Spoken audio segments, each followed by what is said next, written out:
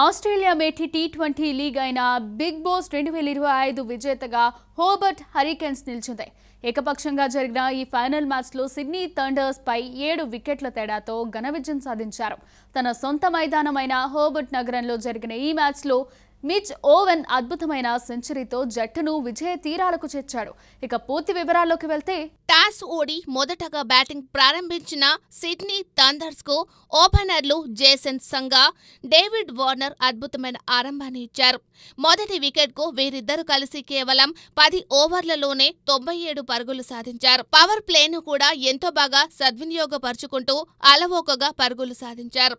Warner అర్ధ century ముంగిట 48 పరుగులకు out కాగా, సంగా మాత్రం 67 పరుగులతో సత్తా చాటాడు. వీరిద్దరి జోడీ మరింత ప్రమాదకరంగా మారుతున్న సమయంలో హోబార్ట్ కెప్టెన్ నాథన్ ఎల్లిస్ వరుసగా 2 వికెట్లు తీసి వారి జోరుకు అడ్డుకట్ట వేశారు. ఆ తర్వాత సిడ్నీ చెట్టు వరుసగా వికెట్లు కోల్పోయింది. ఆ ఆరంభానికి 200కు పైగా ఉండవలసిన స్కోర్కి బదులుగా హోబార్ట్ జట్టు కేవలం 182 పరుగులతో సరిపెట్టుకుంది. బిల్డింగ్స్ గ్రీన్ దాటిగా ఆడినప్పటికీ వారు కొద్దిసేపే క్రేజ్లో నిలవడంతో స్కోర్ వేగం మందగించింది. హోబార్ట్ బౌలర్స్లో ఎలిస్, మెరిడిత్ చెరో 3 వికెట్లు, 3 వికెట్లతో సత్తా చాటారు. తమ మొట్టమొదటి బిగ్ బాష్ టైటిల్ కైవసం చేసుకునేందుకు 183 పరుగుల లక్ష్య ఛేదనకు దిగిన హోబార్ట్ హరికేన్స్ కు ఓపెనర్ ఓవెన్ అదిరిపోయే ఆరంభాన్ని ఇచ్చారు. కేవలం 16 బంతులకే అర్ధ సెంచరీ సాధించిన ఓవెన్ 6లు, 4లతో ప్రత్యర్థి బౌలర్లపై సునామీలతో విరుచుకుపడ్డారు.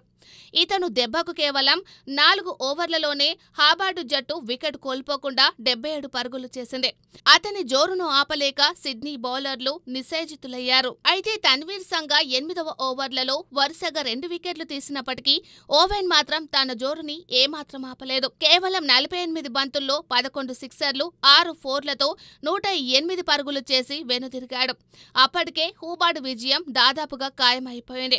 ఇక జట్టుని విజయ్ తరహాలకు చేర్చే బాధ్యతలను సీనియర్ ప్లేయర్ మెక్ డర్మాట్ వేడ్ తీసుకున్నారు. వీరిద్దరూ 4 వికెట్లకు 44 పరుగుల భాగస్వామ్యం నెలకొల్పి 14 సంవత్సరాల బిగ్ బాష్ లీగ్ చరిత్రలో తమ జట్లకు మొట్టమొదటి టైటిల్ని తమ జట్టుకు అందించారు.